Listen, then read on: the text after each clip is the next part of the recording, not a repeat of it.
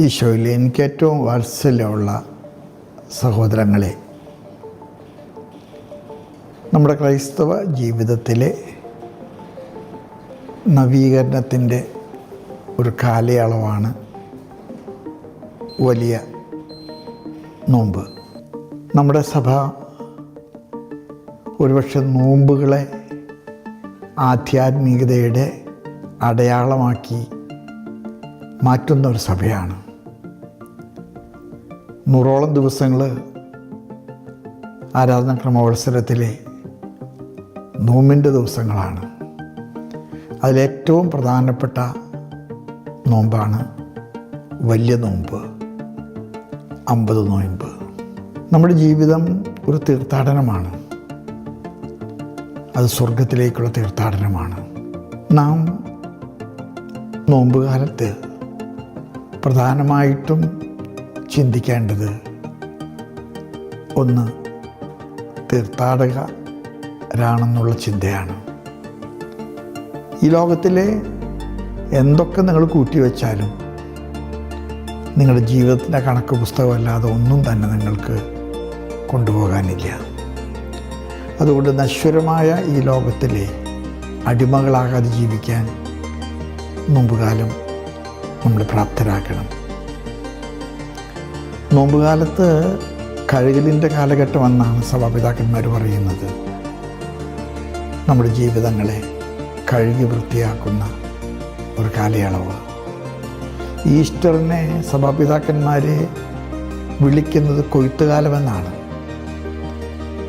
നോമ്പുകാലത്തെ പിതാക്കന്മാർ കാണുന്നത് വിളവിറക്കുന്ന കാലഘട്ടമെന്നാണ്. അതുകൊണ്ട് ഈ നോമ്പുകാലത്തിൽ നമുക്ക് തീവ്രതയോടും തീക്ഷ്ണതയോടും കൂടെ നിലം വൃത്തിയാക്കാം, ഉഴുതുമറിക്കാം, വിത്തിറക്കാം. കണ്ണുനീര് കൊണ്ട് നമ്മുടെ വിത്തുകൾ മുളയ്ക്കട്ടെ. നമ്മുടെ ഉപവാസങ്ങൾ കൊണ്ടും സഹനങ്ങൾ കൊണ്ടും വിത്ത് വളരട്ടെ. ഉത്ഥാനത്തിൻ്റെ കൊടിയിലെ നമുക്ക് കൂട്ടുപങ്കാളിത്തം ഉണ്ടാകട്ടെ. നിങ്ങൾക്കെല്ലാവർക്കും വിശുദ്ധമായ നോമ്പ് കാലഘട്ടം ഞാൻ സ്നേഹപൂർവ്വം ആശംസിക്കുന്നു. അൻപാർന്ന നോവ് എന്നാണ് നോമ്പിന് അർത്ഥം കൽപ്പിക്കുന്നത്. സ്നേഹപൂർവ്വം ഒരു വ്യക്തി ഏറ്റെടുക്കുന്ന സഹനങ്ങളെയും ത്യാഗങ്ങളെയും അർത്ഥമാക്കാനാണ് ഈ പദം ഉപയോഗിക്കുന്നത്.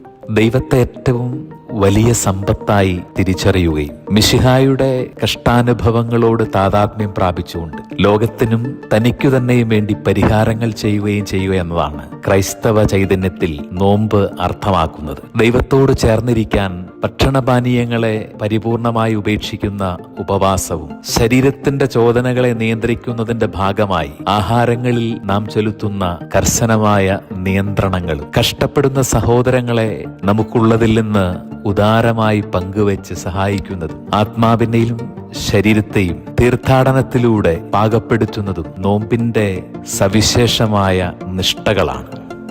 സുറിയാനി ഭാഷയിൽ ഈ പുണ്യകാലത്തെ സൗമ റംബ എന്നാണ് വിശേഷിപ്പിക്കുന്നത്. സൗമ എന്നാൽ ഉപവാസമെന്നും റംബ എന്നാൽ വലിയതെന്നുമാണ് അർത്ഥം. സഭയുടെ ആരാധനക്രമ വത്സരത്തിൽ 25 നോമ്പ്, 3 നോമ്പ്, 8 നോമ്പ്, ശ്ലീഹ നോമ്പ് തുടങ്ങി അനേക നോമ്പുകൾ ഉണ്ടെങ്കിലും മിശിഹായുടെ ഉത്ഥാനമെന്ന മഹാരഹസ്യത്തിലേക്ക് നമ്മെ നയിക്കുന്നതിനാലും ദൈർഘ്യം കൊണ്ട് ഇവയിൽ ഏറ്റവും വലുതായതിനാലുമാണ് വലിയ നോമ്പെന്ന് ഇതിനെ വിളിക്കുന്നത്. ചരിത്രപരമായ പശ്ചാത്തലം: സഭയുടെ ആദ്യ നൂറ്റാണ്ടുകളിൽ ഉത്ഥാന തിരുനാളിന് തൊട്ടു മുൻപുള്ള 1-2 ദിവസങ്ങൾ മാത്രമാണ് ഉപവസിച്ചിരുന്നത്. എന്നാൽ AD 325 നിക്കിയ സൂനകദോസിന് ശേഷമാണ് 40 ദിവസത്തെ നോമ്പ് സാർവത്രിക സഭയിൽ ഔദ്യോഗികമായി അംഗീകരിക്കപ്പെട്ടത്. മിശിഹ മരുഭൂമിയിൽ 40 ദിവസം ഉപവസിച്ചതിനെ മാതൃകയാക്കിയാണ് ഈ കാലയളവ് നിശ്ചയിച്ചത്. ആദ്യകാലങ്ങളിൽ മാമോദീസ സ്വീകരിക്കാൻ ഒരുങ്ങുന്നവർക്കായുള്ള തീവ്ര പരിശീലനത്തിന്റെ കാലഘട്ടം കൂടിയായിരുന്നു ഇത്. പാശ്ചാത്യ സഭകളിൽ നിന്ന് വ്യത്യസ്തമായി മാർത്തോമ നസ്രാണികൾ ഞായറാഴ്ചകളിലും പെസഹായുടെ ത്രിദിനങ്ങളിലും ഉപവാസത്തിന്റെ ആത്മീയ ചൈതന്യം കൈവിടാതെ 50 ദിവസവും പൂർണ്ണമായി നോമ്പാചരിച്ചിരുന്നു. അതിനാലാണ് 50 നോമ്പ് എന്ന പേരിൽ പൗരസ്ത്യ സഭകളിൽ, വിശിഷ്യ സീറോ മലബാർ സഭയിൽ ഇത് പ്രശസ്തമായത്. നോമ്പും തീർത്ഥാടനവും: സീറോ മലബാർ സഭയുടെ പാരമ്പര്യത്തിൽ നോമ്പ് ഒരു ആത്മീയ തീർത്ഥാടനമായിട്ടാണ് വിശേഷിപ്പിക്കപ്പെടുന്നത്. കുരിശുമലകളിലേക്കും മാർത്തോമാ ശ്ലീഹായുടെ പാദസ്പർശനമേറ്റ മലയാറ്റൂർ പോലെയുള്ള പുണ്യകേന്ദ്രങ്ങളിലേക്കുമുള്ള യാത്രകൾ ഈ ആത്മീയ പ്രയാണത്തിന്റെ ബാഹ്യമായ അടയാളമായിട്ട് മാറുന്നു. മാർ അപ്രേമിനെ പോലുള്ള പൗരസ്ത്യ സഭാപിതാക്കന്മാരുടെ പഠനമനുസരിച്ച് ഉപവാസത്തിലൂടെ ആത്മാവിനെ ഒരുക്കുന്ന വിശ്വാസി തീർത്ഥാടനത്തിലെ കഠിനമായ ശാരീരിക അധ്വാനത്തിലൂടെ മിശിഹായുടെ പീഡാനുഭവങ്ങളോട് താതാത്മ്യപ്പെടുകയാണ് ചെയ്യുന്നത്. ശരീരത്തെ തപസ്സിലൂടെയും മനസ്സിനെ പ്രാർത്ഥനയിലൂടെയും ഒരുപോലെ ദൈവത്തിനർപ്പിക്കുന്ന ഒരു പ്രക്രിയയാണ്. അതുപോലെ തന്നെ നോമ്പിൽ നേടിയെടുക്കുന്ന ആത്മീയ ചൈതന്യം തീർത്ഥാടനമെന്ന പരസ്യമായ വിശ്വാസ പ്രഖ്യാപനമായി പരിണമിപ്പിക്കുകയാണ്. ചുരുക്കത്തിൽ പൗരസ്ത്യ പാരമ്പര്യത്തിൽ നോമ്പും തീർത്ഥാടനവും വേർപിരിക്കാനാവാത്ത വിധം ബന്ധപ്പെട്ടിരിക്കുന്നു. ഒന്ന് ആത്മാവിനെ ഉയർപ്പിനായി ഒരുക്കുമ്പോൾ മറ്റൊന്ന് ആ ഒരുക്കത്തെ മിശിഹായോടുള്ള ഐക്യദാർഢ്യമായി ലോകത്തിന് മുൻപിൽ സാക്ഷ്യപ്പെടുത്തുകയാണ്. വലിയ നോമ്പിലെ ആരാധനക്രമ ചിന്തകൾ. സീറോ മലബാർ സഭയുടെ ആരാധനാക്രമ പഞ്ചാംഗം അനുസരിച്ച് വലിയ നോമ്പിലെ ഓരോ ഞായറാഴ്ചയും മിശിഹായുടെ രക്ഷാകരമായ ഇടപെടലുകളിലൂടെ മനുഷ്യന് ലഭിക്കുന്ന ആത്മീകവും ശാരീരികവുമായ സൗഖ്യത്തിന്റെ വിവിധ ഘട്ടങ്ങളെയാണ് വെളിപ്പെടുത്തുന്നത്. പൗരസ്ത്യ സുറിയാനി പാരമ്പര്യത്തിൽ നോമ്പിലെ ഞായറാഴ്ചകളിൽ കേവലം സംഭവ വിവരണങ്ങളല്ല, മറിച്ച് പാപമാകുന്ന രോഗത്തിൽ നിന്ന് ഉയർപ്പിന്റെ പുതുജീവനിലേക്കുള്ള സഭയുടെ പ്രയാണമാണ് അവതരിപ്പിക്കുന്നത്. പൗരസ്ത്യ സുറിയാനി സഭാ പാരമ്പര്യത്തിൽ നോമ്പുകാലത്തെ യാമപ്രാർത്ഥനകൾക്ക് സവിശേഷമായ പ്രാധാന്യമുണ്ട്. അവ കേവലം സ്തുതിപ്പുകൾക്കപ്പുറം വിശ്വാസി ആന്തരികമായ ഒരു ആത്മീയ പരിവർത്തനത്തിലേക്ക് നയിക്കാനുതകുന്ന ശക്തമായ പ്രാർത്ഥനകളാണ്. ഈ പ്രാർത്ഥനകളുടെ സവിശേഷത അവയുടെ അനുതാപ നിർഭരമായ സ്വഭാവമാണ്. പാപബോധത്തിലൂടെ ദൈവകരുണയ്ക്കായി യാചിക്കുന്ന ഹൂസായ അഥവാ പാപമോചന പ്രാർത്ഥനകൾ ഇതിൽ മുഖ്യ സ്ഥാനം വഹിക്കുന്നു. പാപങ്ങൾ കഴുകിക്കളയാനും ആത്മാവിനെ ശുദ്ധീകരിക്കാനും ദൈവത്തോട് യാചിക്കുന്ന സുദീർഘമായ പ്രാർത്ഥനകൾ യാമപ്രാർത്ഥനയിൽ, വിശിഷ്യ റംശ പ്രാർത്ഥനയിൽ നാം കാണുന്നു. സാധാരണ കാലത്തേക്കാൾ കൂടുതൽ സങ്കീർത്തനങ്ങളും ഭക്തിനിർഭരമായ കാറോസൂസുകളും ഉൾക്കൊള്ളുന്ന സവിശേഷമായ ക്രമമാണ് നോമ്പുകാലത്തെ യാമപ്രാർത്ഥനകളിൽ സീറോ മലബാർ സഭ പിന്തുടരുന്നത്. ശാരീരികമായ സമ്പൂർണ്ണ സമർപ്പണത്തെയും തപസ്സിനെയും സൂചിപ്പിക്കുന്ന മോറായെ അഥവാ വിനയത്തിന്റെ അടയാളമായിട്ടുള്ള കുമ്പിടലുകൾ പൗരസ്ത്യ പാരമ്പര്യത്തിന്റെ തനിമ വിളിച്ചോതുന്നു.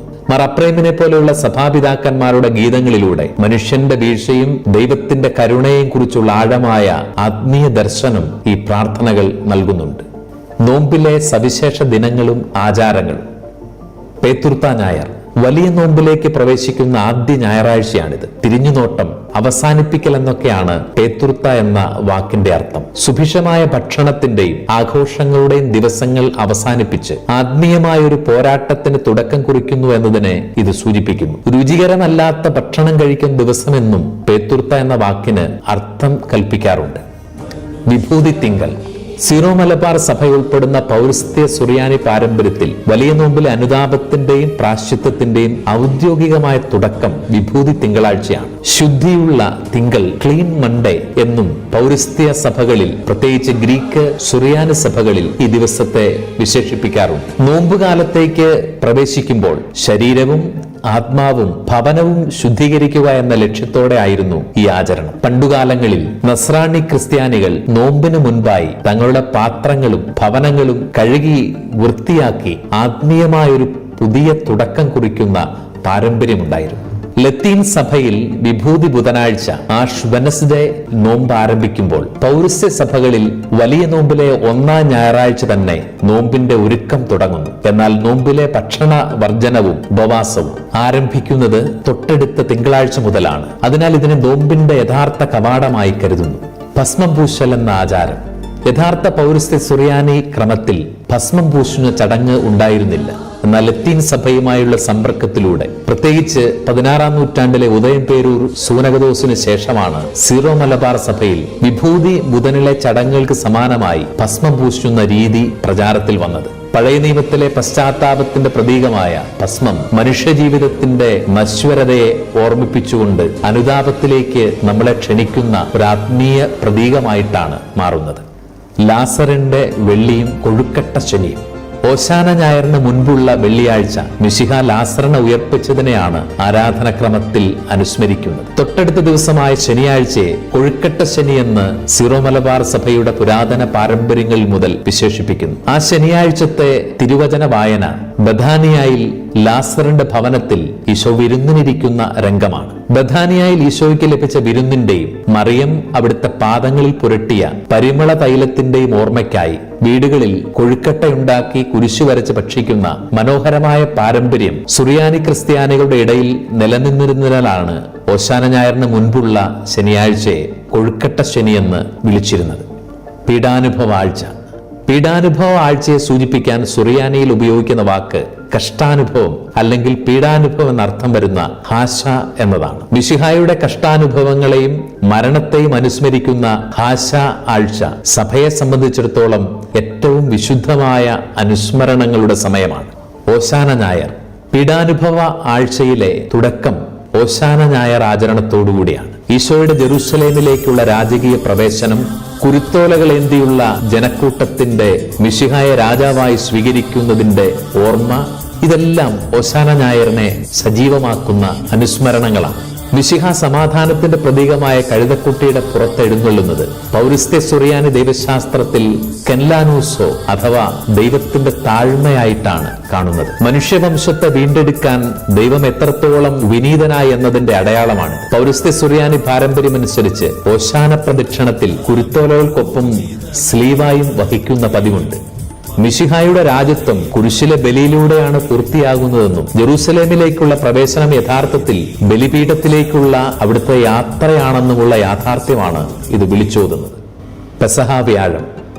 മിശിഹ പരിശുദ്ധ കുർബാനയും പൗരോഹിത്യവും സ്ഥാപിച്ചതിനെ ഈ സഭ അതിപ്രധാനമായി ഓർമ്മിക്കുന്ന ദിവസമാണ്. ദേവാലയങ്ങളിൽ നടക്കുന്ന കാൽ കഴുകൽ ശുശ്രൂഷ വിശുദ്ധ കുർബാനയുടെ ആന്തരിക ചൈതന്യത്തെ വ്യക്തമാക്കുന്ന സവിശേഷമായ അടയാളമാണ്.